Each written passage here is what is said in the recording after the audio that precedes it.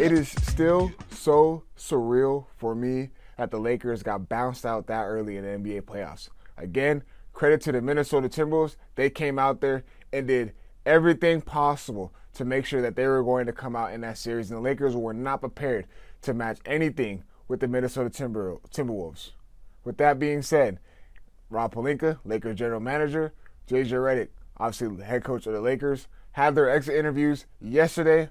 I found some things that I took away from those interviews that I found really, really interesting that I want to get into. But before I do, Lakers Talk Daily is presented by Pechanga Resort Casino. Play your perfect combination at Pechanga Resort Casino, the official Native American resort and casino of the Los Angeles Lakers. Skip the traffic. Head on over to Pechanga Resort Casino just off the I-15 in Temecula.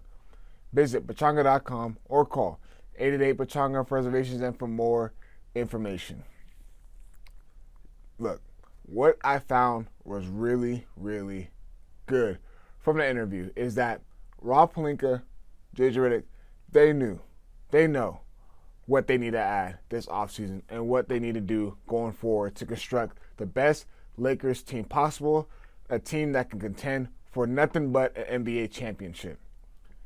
He made it clear they're going to get a big man this offseason. One of our primary goals is going to be to add size in our front court at the center position, and that's going to just be part of the equation. It's very clear, and it was clear then, and we spoke to it, that this team and this roster needs more size and needs a center position. That's a very clear and obvious byproduct of trading potentially the best big in the league to Dallas to get a point guard. Of course, that's going to open up a huge hole.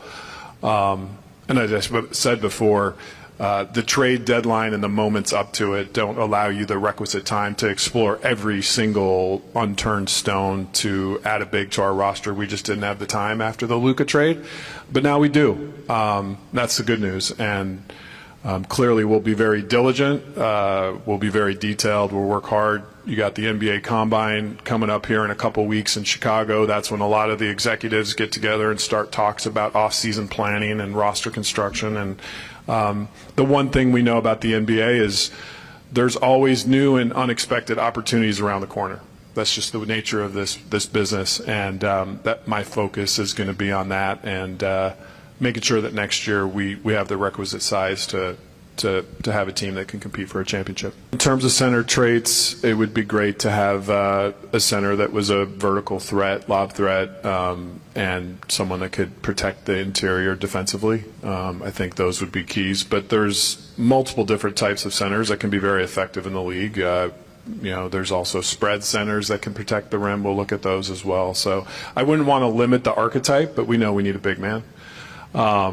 And then I think in terms of just solidifying our defensive core on the wings and just making sure that we have players that can defend the wing position, that's a essential need. We see it playing out in the playoffs, and anytime you can upgrade your defensive core on the perimeter, I think that's going to help.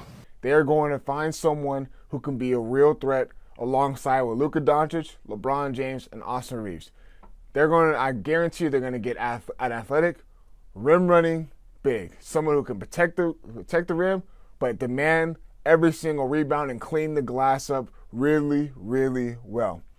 Someone that's going to be able to battle and bang with guys like Rudy Gobert, who destroyed the Lakers in that Game 5 and the series in Game 5.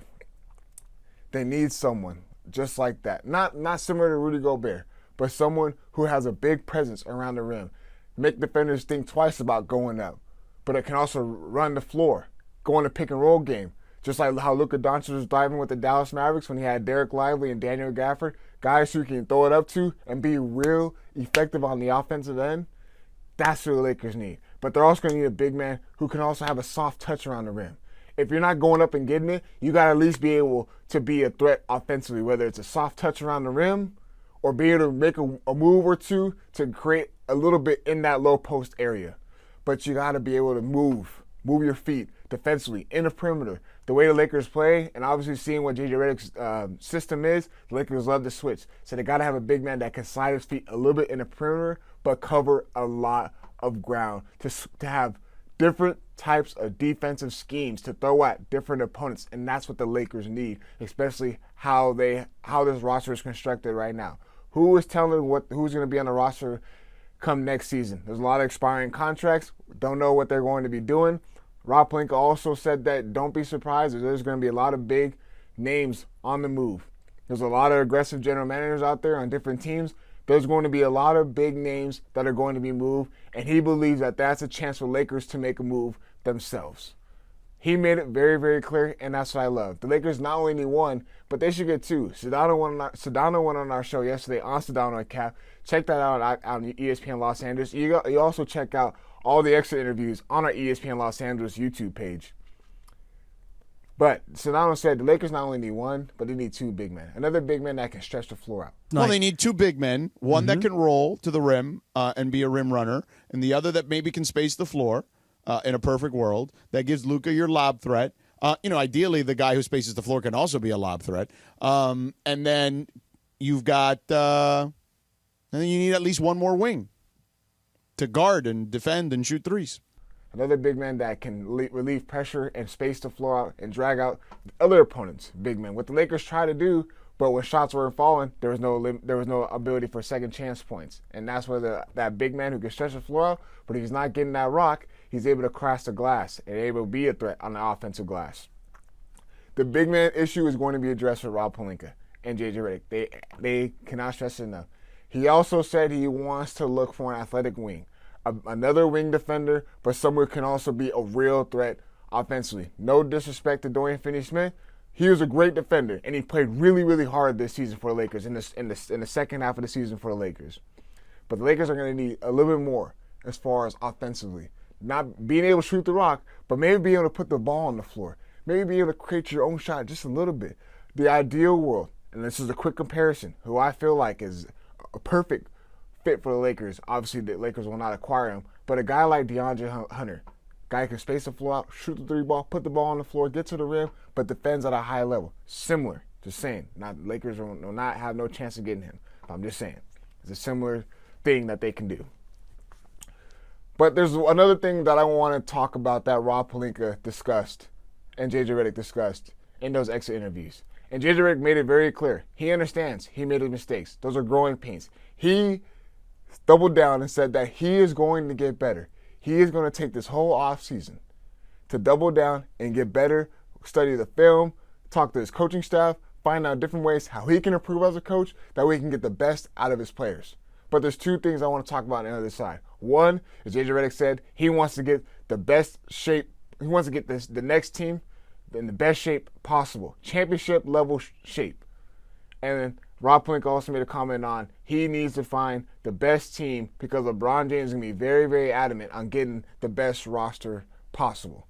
We'll talk about that on the other side. Right after that, my partners at Pechanga give you guys a quick word. At Pechanga Resort Casino, you can rock and roll, sip and slide, twist and shout. Play your perfect combination at Pechanga Resort Casino, official Indian gaming sponsor of the Lakers. I think LeBron is going to have high expectations for the roster, and we are going to do everything we can do to meet those expectations. Once again, I think LeBron is going to have high expectations for the roster, and we are going to do everything we can do to meet those expectations. Rob Pelinka on how the Lakers will approach this offseason. I think LeBron's going to have high expectations for the roster, and we're going to do everything we can to meet those. But I also know that whatever it is, he's going to still give his 100% every night. LeBron James if LeBron James is going out and he's believing that LeBron has high expectations for them to be aggressive this offseason, what makes you guys think Rob Pelinka is not going to answer to a guy like LeBron James? This guy, him hearing that, just saying, hearing that has to get you excited. And I remember, when they acquired Luka Doncic, everything, I will talk about this on another episode, but it was for the future. It was for the future. Here's the future. We should be excited what they can do this offseason and knowing how many big names are going to be thrown out there in the mix. I can't wait to see how this roster is going to be constructed, knowing that LeBron James is already putting that pressure in the front office of the Lakers. And hopefully they will be paying attention to details and will be aggressive. JJ Redick also stated that he wants the next team to be in championship level shape.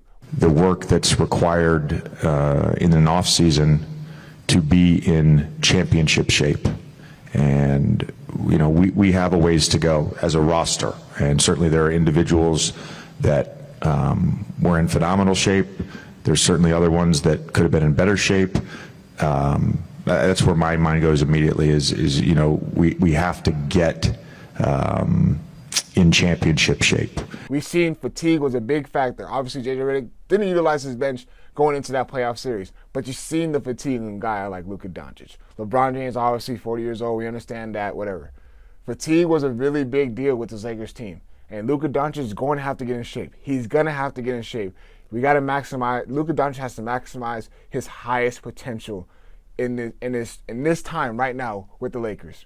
And the Lakers got to get the most out of Luka Doncic. This is the time we used to put a great team around Luka Doncic. He's a face of the franchise. You got to show him that he's a face of the franchise. You got to do everything possible to build a great team around him. And as long as LeBron James is playing, you got to be aggressive this offseason. You got to put all your chips in there. You got to be able to utilize those picks. You got to be able to use those expiring contracts. And Reeves, Hachimura, Vincent, Dorian Finney-Smith. You got to be able to throw those names out there and make a possibility that, hey, I could utilize those expiring contracts to make a great move this offseason.